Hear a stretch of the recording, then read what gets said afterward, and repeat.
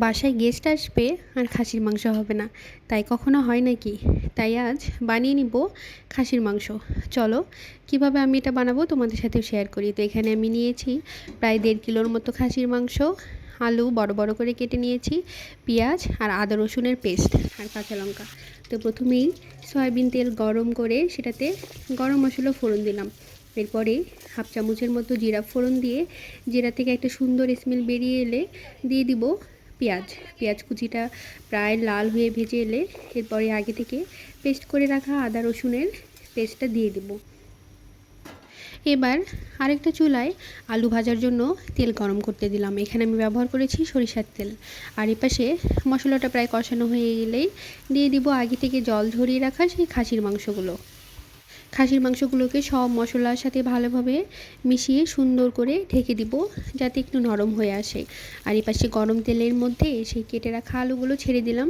এপাশে ভাজা হতে থাকুক আর এপাশে আমি বাকি রান্নাটাও করে নিই। আর এপাশে প্রায় 5 মিনিট পর ঢাকনা উঠে দেখলাম মাংসটা প্রায় অনেকটা জল ছেড়েছে।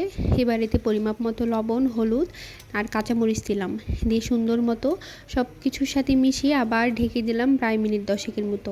আর এপাশে আমার আলুটাও ভাজা হয়ে গেছে। এভাবে লাল লাল করে আলু ভেজে নিলে আমার মা বলে খেতে খুবই সুস্বাদু হয়।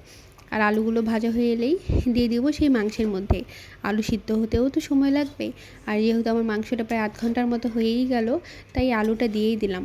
এবার সব আলু, মশলার মাংস একসাথে কষাতে থাকবো। কষানোর প্রায় এক পর্যায়ে দিয়ে দিব প্রায় ভরা ভরা করে 3 চামচের মতো মরিচের গুঁড়ো।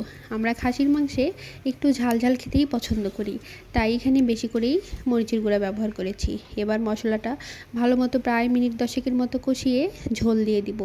এখানে আমি বেশি ঝোল রাখবো না, তবে মাংসটা প্রায় 80%-এর মতো সিদ্ধ হয়েছে, আর একটু সিদ্ধ হবে, তাই বেশ পরিমাণে জল দিয়ে দিলাম। জল ফুটে এলে এবং জলটা ঘন হয়ে এলে দিয়ে দিব উপর থেকে 2 চামচের মতো গরম মশলা। ব্যাস রেডি হয়ে গেল আমার খাসির মাংস। ধন্যবাদ সকলকে।